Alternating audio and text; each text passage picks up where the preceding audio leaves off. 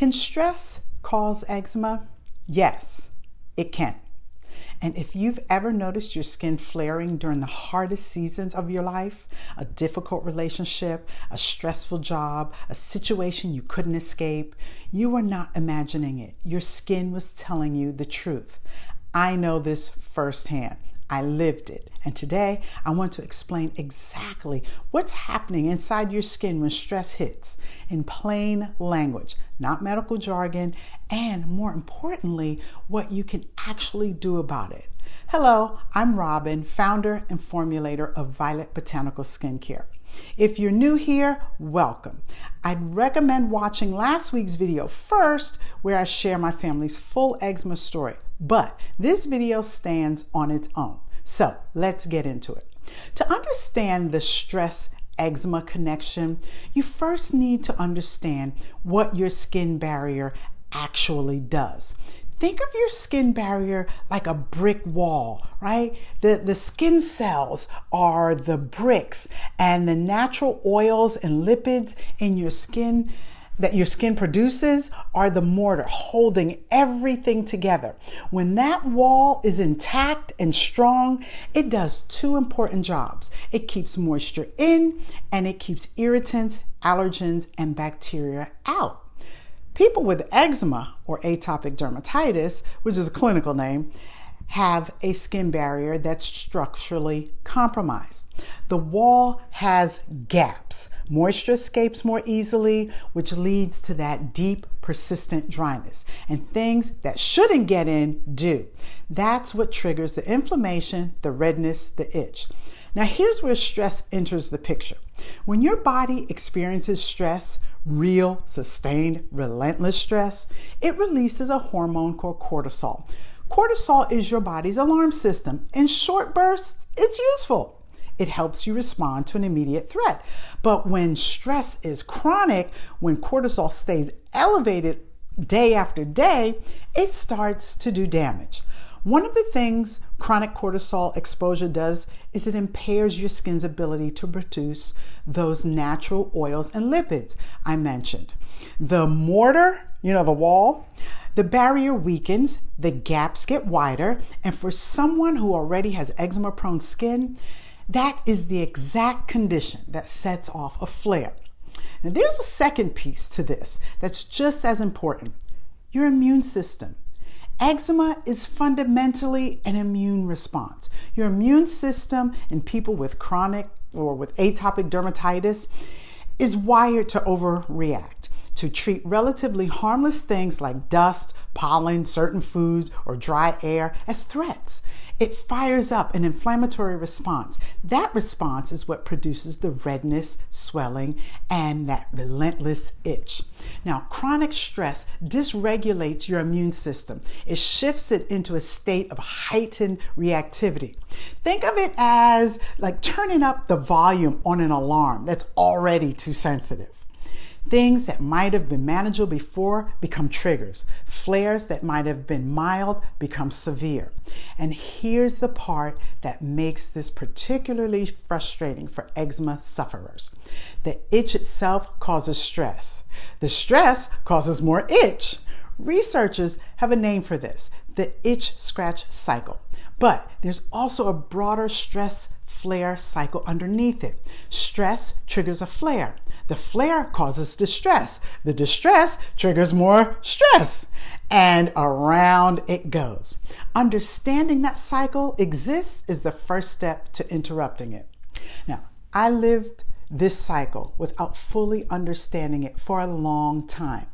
We were in a housing situation that was genuinely, relentlessly stressful.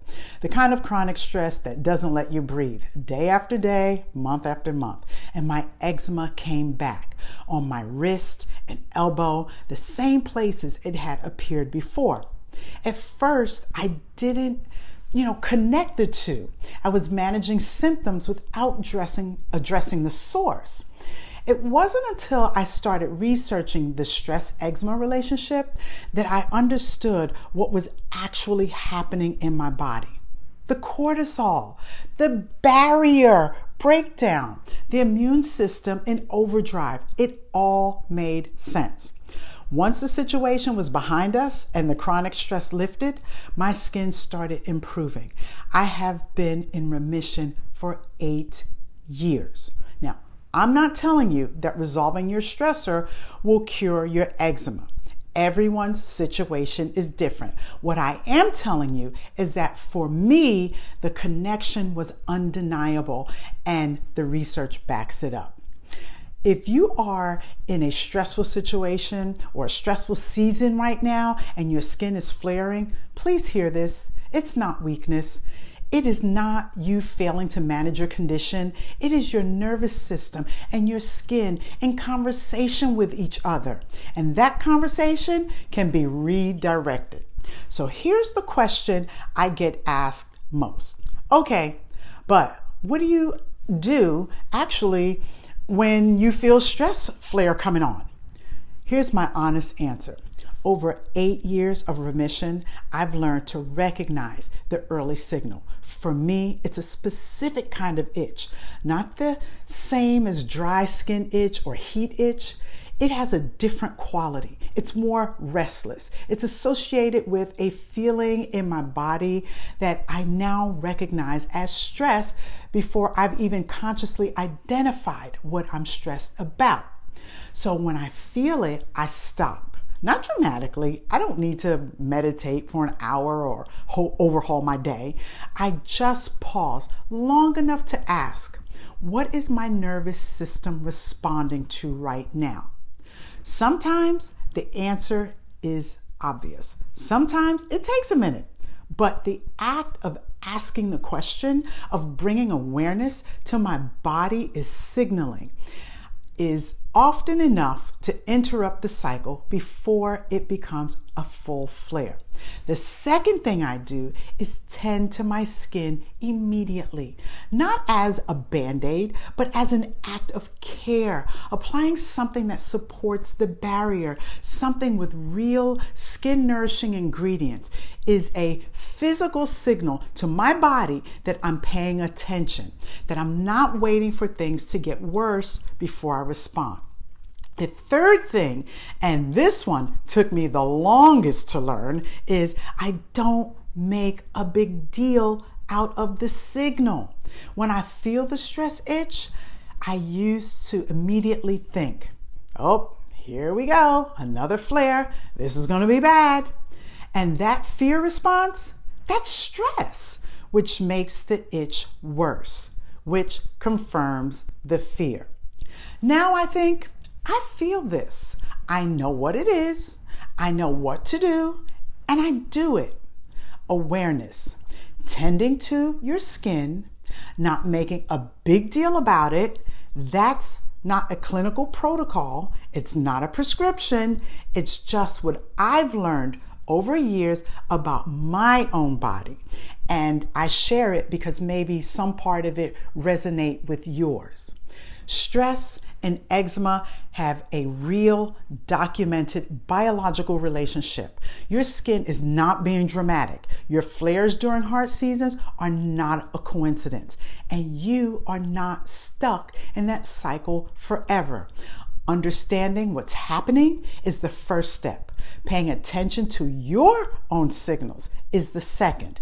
And giving your skin what it actually needs, consistent. Remember, I'm constantly saying consistent care, barrier support, ingredients that work with your skin instead of against it is the third. Now, if you missed last week's video where I share my family's full eczema story, including the misdiagnosis, the 1-pound tub of steroids, and how this brand came to be, the link is in the description. It's the foundation of everything I share here. Next week, I'm talking about something close to my heart. What it's actually like to manage eczema for your whole family. The caregiver side of this that doesn't get talked about enough. Subscribe if you haven't, and I will see you next Sunday.